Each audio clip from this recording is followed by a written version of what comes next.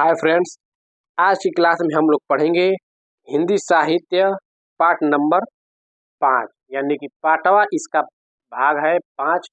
लेकिन दोस्तों इससे पहले अगर हमारा वीडियो नहीं देखे हैं पार्ट 1, पार्ट 2, पार्ट 3, पार्ट 4 तो आप लोग से रिक्वेस्ट है जाकर देख लीजिए। हम सीरियल बाय से पार्ट 1, पार्ट 2, पार्ट 3, पार्ट 4 कराए हैं और ये पार्ट 5 है जो एकदम प्रीवियस ईयर क्वेश्चन पर आधारित है, जो हर एक एग्जाम में ट्रेंड किया हुआ प्रश्न उठाया हूँ। वहां से हर एक क्वेश्चन हर एक एग्जाम में ट्रेंड किया हुआ है। चलते हैं दोस्तों, देरी नहीं करेंगे, स्टार्ट करते हैं।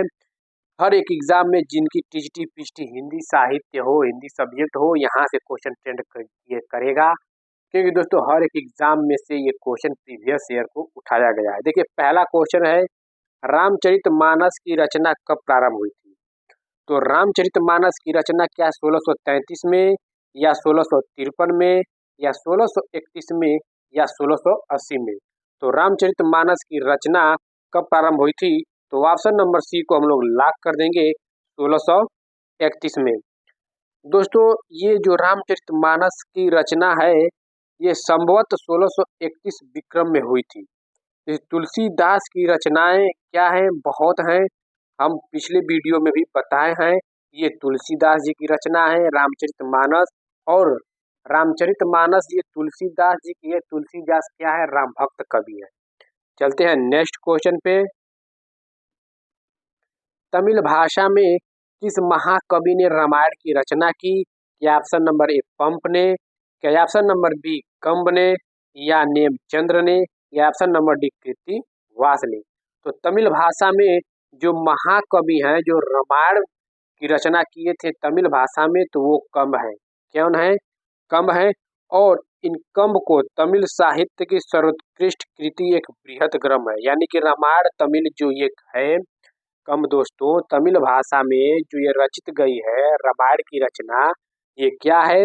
ये रामायण तमिल साहित्य की सर्वोत्कृष्ट कृतियों में बृहद ग्रंथ है। इसके रचयिता कंब जो हैं ये कवि चक्रवर्ती नाम की उपाधि से प्रसिद्ध है। ये कंब जो हैं ये कवि चक्रवर्ती नाम की उपाधि से प्रसिद्ध है। चलते हैं नेक्स्ट क्वेश्चन। आलवार भक्त किसको कहा जाता है? क्या राम भक्तों को, क्या वैष्णवों को, क्या कृष्ण भक्तों को, क्या सूफी कवियों को? तो अलवार भक्त किसे कहा जाता है? तो ऑप्शन नंबर बी को हम लोग लॉक कर देंगे, वैष्णवों को। और अलवारों की संख्या कितनी है? तो अलवारों की संख्या 12 है, जिनमें से एक स्त्री है, उनका नाम अंडाल है। वेरी वेरी इंपॉर्टेंट है, वो कई बार स्त्री का नाम पूछा है। तो वो 12 संतों में जो अलवार संत थे वो अंडाल स्त्री एक उनमें है। चलते हैं नेक्स्ट क्वेश्चन पे। देखिए भक्तमाल की रचना किसने की? क्या वल्लभाचार्य ने की है, क्या हरि राय ने, या क्या गोकुलनाथ ने, या क्या नाभादास ने? तो भक्तमाल की रचना ऑप्शन नंबर डी को हम लोग लॉक कर देंगे। भक्तमाल की रचना किसने किए हैं? तो भक्तमाल की रचना नाभादास ने की है। किसने किए हैं? भक्तमाल की रचना नाभादास ने किए हैं। और नाभादास की एक 3 कृतियां हैं जो बहुत ही फेमस हैं। वो कौन है? देखिए एक तो भक्तमाल है, एक अष्टयाम है, एक क्या है कि राम भक्ति संबंधित से स्फुट पद है। स्फुट पद देखिए भक्तमाल, अष्टयाम, स्फुट पद ये किसकी है कृतियां? ये नाभादास की है, बहुत इंपॉर्टेंट है। चलते हैं नेक्स्ट क्वेश्चन पे। देखिए श्री रामचरितमानस में वक्ता और श्रोता के कितने युग्म हैं? तो श्री रामचरितमानस में वक्ता और श्रोता के 4 युग्म हैं। तो ऑप्शन नंबर डी को हम लोग लॉक कर देंगे। कितने हैं श्री रामचरितमानस में वक्ता श्रोता के युग्म? तो 4 हैं। चलते हैं नेक्स्ट क्वेश्चन पे। देखिए पुरते निकसी रघुवीर वधु धरी धीर दय मग में डग द्वय, यह पंक्ति तुलसीदास के किस ग्रंथ से उद्घृत है? क्या option number A Barvai Ramayana, क्या option number B Shri Ramcharitmanas, या ऑप्शन नंबर सी दोहावली, या ऑप्शन नंबर डी कवितावली? तो ये पंक्ति किससे ली गई है? तो कवितावली से ली गई है। तो ऑप्शन नंबर डी को हम लोग लॉक कर देंगे। किससे? ऑप्शन नंबर डी कवितावली से ये पुरते निकसहि रघुवीर वधु धरी धीर दये मग में डग देवे, ये पंक्ति तुलसीदास के कवितावली ग्रंथ से ली गई है। चलते हैं नेक्स्ट क्वेश्चन पे। यह कथन किसका है, मतलब कि यह कथन किसने कहे हैं कि बुद्ध देव के बाद भारत में सबसे बड़े लोक नायक तुलसीदास हैं। ये असाधारण प्रतिभा लेकर उत्पन्न हुए। क्या है, मतलब बुद्ध देव के बाद भारत में सबसे बड़े लोक नायक हैं तुलसीदास हैं। तो यह कथन किसका है, मतलब किसने कहे हैं? तो ऑप्शन नंबर सी को हम लोग लॉक कर देंगे, जॉर्ज ग्रियर्सन ने। किसने? जॉर्ज ग्रियर्सन ने कहे हैं तुलसीदास के बारे में कि बुद्ध देव के बाद भारत में सबसे बड़े लोक नायक तुलसीदास हैं। ये असाधारण प्रतिभा लेकर उत्पन्न हुए हैं। तो ऑप्शन नंबर सी को हम लोग लॉक करेंगे, जॉर्ज ग्रियर्सन। चलते हैं नेक्स्ट क्वेश्चन पे। देखिए, आचार्य शुक्ल के अनुसार निम्नांकित में से कौन सी रचना तुलसीदास की है? आचार्य रामचंद्र के अनुसार देखिए तुलसीदास की रचना कौन कौन सी हैं? देखिए, Barve Ramayan, option number B को लॉक कर देंगे। बहुत सी रचनाएं हैं, पिछली वीडियो में तुलसीदास की जितनी रचनाएं हैं सब हम कराए हैं और आगे भी जहां होगा हम करा देंगे। तो आचार्य शुक्ल के अनुसार निम्नांकित में से कौन सी रचना तुलसीदास की है? तो बरवे रामायण है। चलते हैं नेक्स्ट क्वेश्चन पे दोस्तों। प्रेम और श्रृंगार का ऐसा वर्णन जो बिना लज्जा, क्या, जो बिना लज्जा और संकोच के सबके सामने पढ़ा जा सके, गोस्वामी जी का ही है। यह किसका कथन है? किसका कथन है? क्या राम कुमार वर्मा का है? क्या रामचंद्र शुक्ल का है? क्या नंद दुलारे वाजपेयी की है? क्या हजारी प्रसाद द्विवेदी की है? तो ऑप्शन नंबर बी को हम लोग लॉक कर देंगे, आचार्य रामचंद्र शुक्ल का यह कथन है। प्रेम और श्रृंगार का ऐसा वर्णन जो बिना लज्जा और संकोच के सबके सामने पढ़ा जा सके, ये गोस्वामी जी का है। यह कथन आचार्य रामचंद्र शुक्ल जी ने कहे हैं। चलते हैं नेक्स्ट क्वेश्चन पे। संत हृदय नवनीत समाना किसकी उक्ति है? संत हृदय नवनीत समाना क्या कबीरदास की है? क्या सूरदास की है? क्या रैदास की है? क्या तुलसीदास की है? तो संत हृदय नवनीत समाना ये तुलसीदास की है। तो ऑप्शन नंबर डी को हम लोग लॉक कर देंगे, संत हृदय नवनीत समाना किसकी कृति है? तो ये तुलसीदास की है। चलते हैं दोस्तों नेक्स्ट क्वेश्चन पे। देखिए, तुलसीदास रचित विनय पत्रिका, विनय पत्रिका तुलसीदास की रचित है। पदों की कुल संख्या कितनी है? तो विनय पत्रिका में पदों की संख्या 279 है, यानी 279 है। वेरी वेरी इंपॉर्टेंट है, डायरेक्ट विनय पत्रिका में ये क्वेश्चन पूछा हुआ है। और चलते हैं दोस्तों नेक्स्ट क्वेश्चन पे। तो विनय पत्रिका में कितने पदों की संख्या है? 279। देखिए, इनमें से कौन सा जोड़ा सही है? श्री संप्रदाय क्या मध्वाचार्य हैं? रुद्र संप्रदाय क्या विष्णु स्वामी हैं? सनकादि संप्रदाय के क्या श्री हित जी हैं? राधा वल्लभ संप्रदाय क्या निम्बकाचार्य हैं? तो सही जोड़ा कौन सा है? तो ऑप्शन नंबर बी को हम लोग लॉक करेंगे, रुद्र संप्रदाय के संस्थापक कौन हैं? तो विष्णु स्वामी हैं। चलते हैं कुछ इंपॉर्टेंट फैक्ट देख लेते हैं। देखिए, श्री संप्रदाय के संस्थापक कौन है? रामानुजाचार्य हैं। रुद्र संप्रदाय के विष्णु स्वामी हैं, जस्ट ऊपर हम लोग यही क्वेश्चन में पढ़े थे। और सनकादिक संप्रदाय के निम्बिकाचार्य हैं और राधा वल्लभ संप्रदाय के हितहरि वंश हैं। चलते हैं नेक्स्ट क्वेश्चन पे। देखिए, राम भक्ति शाखा में रसिकोपासना का समावेश किसने किया? किसने किया? क्या केशवदास ने? क्या अग्रदास ने? क्या लालदास ने? क्या नाभादास ने? तो राम भक्ति शाखा में रसिकोपासना का समावेश अग्रदास ने, यानी कि ऑप्शन नंबर बी को हम लोग लॉक कर देंगे, अग्रदास ने रसिकोपासना का समावेश किए थे। किसमें? राम भक्ति शाखा में। तो ऑप्शन नंबर बी लॉक हो जाएगा, अग्रदास। चलते हैं दोस्तों नेक्स्ट क्वेश्चन पे। देखिए, इसमें से तुलसीदास के किस रचना की भाषा अवधी नहीं है? कौन सी भाषा अवधी नहीं है? क्या रामचरितमानस की?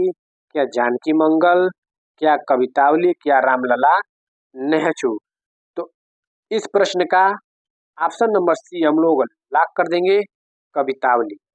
क्या तुलसीदास की रचना की भाषा अवधि नहीं है? कवितावली। देखिए, रामचरितमानस, जानकी मंगल, रामलला नेहचू की भाषा अवधि है, और कवितावली जो है दोस्तों, ये कवितावली की भाषा कौन सी है? तो ये ब्रज भाषा में रची गई है, और यही क्वेश्चन पूछा हुआ है कि कौन सी भाषा अवधि नहीं है? तो कवितावली। कवितावली ब्रज भाषा में है।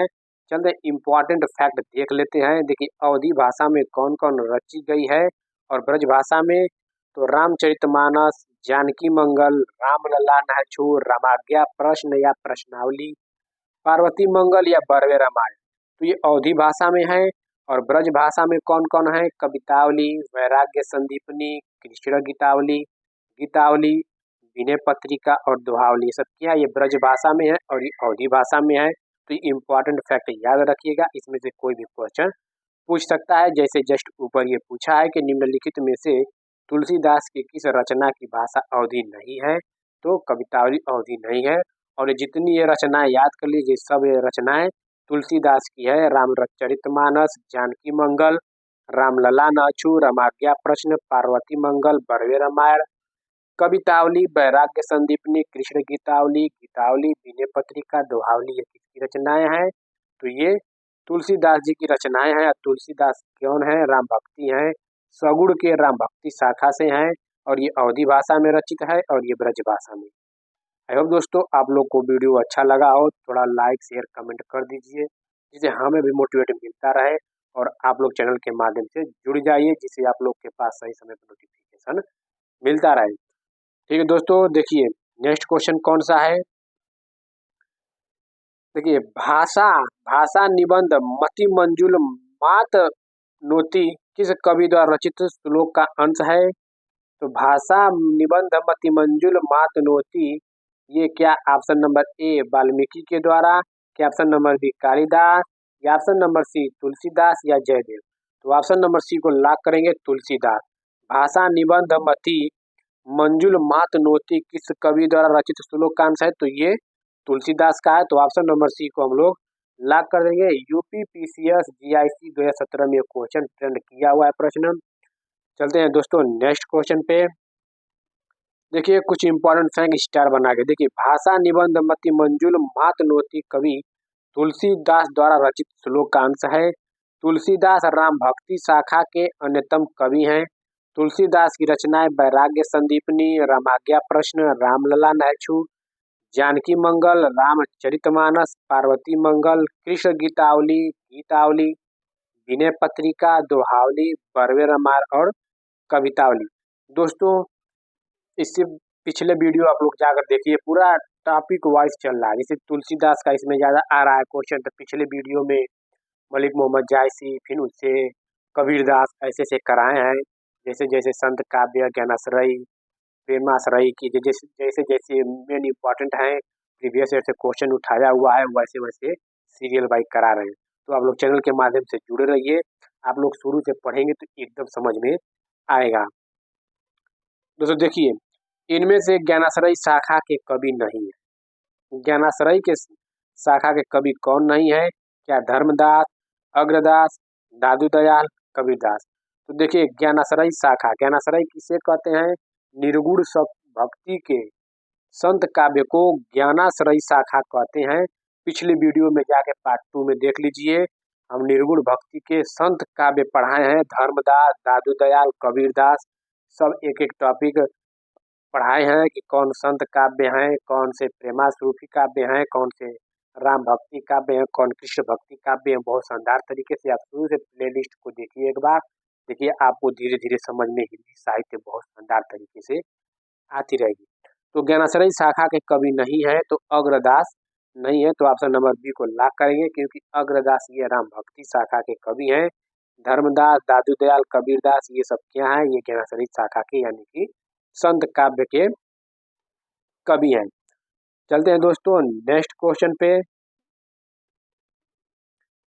देखिए दोस्तों, विनय पत्रिका में काशी के लिए किसका रूपक वर्णित है? विनय पत्रिका में काशी के लिए किसका रूपक वर्णित है? क्या option number A Kamdhenu, option number B वृक्ष, क्या ऑप्शन नंबर सी वन, क्या ऑप्शन नंबर डी सूर्य, क्या ऑप्शन नंबर ई चंद्र। तो विनय पत्रिका में काशी के लिए किसका रूप वर्णित है? तो ऑप्शन नंबर ए को हम लोग लॉक करेंगे, कामधेनु। कौन सा? कामधेनु रूप वर्णित है। दोस्तों ये प्रश्न छत्तीसगढ़ असिस्टेंट प्रोफेसर में क्वेश्चन ट्रेंड किया हुआ है।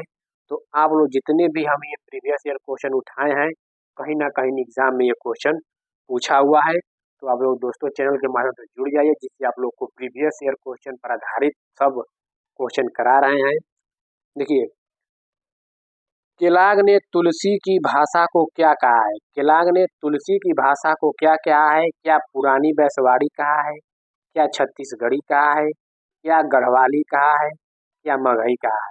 तो ऑप्शन नंबर ए हम लोग लॉक कर देंगे, केलाग ने तुलसी की भाषा को पुरानी बैसवाड़ी कहा है। क्या कहा है? पुरानी बैसवाड़ी कहा है। तो ऑप्शन नंबर ए को लॉक करेंगे, केलाग ने तुलसी की भाषा को क्या कहा है? पुरानी बैसवाड़ी कहा है।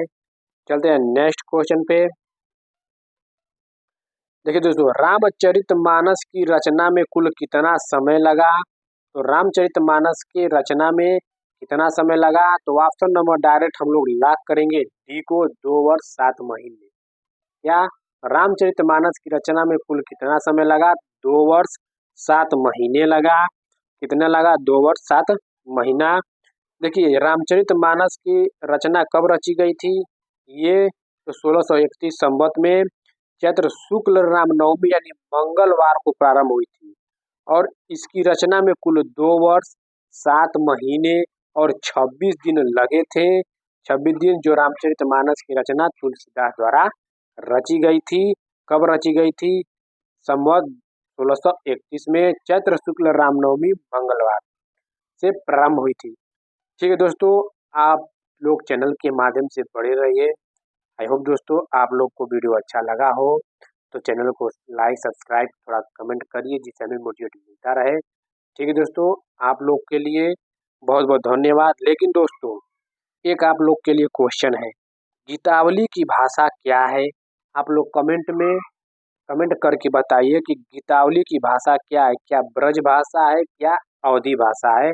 तो आप लोग कमेंट बॉक्स में कमेंट करके बताइए कि गीतावली की भाषा क्या है। ठीक है दोस्तों, आप लोग का बहुत बहुत धन्यवाद।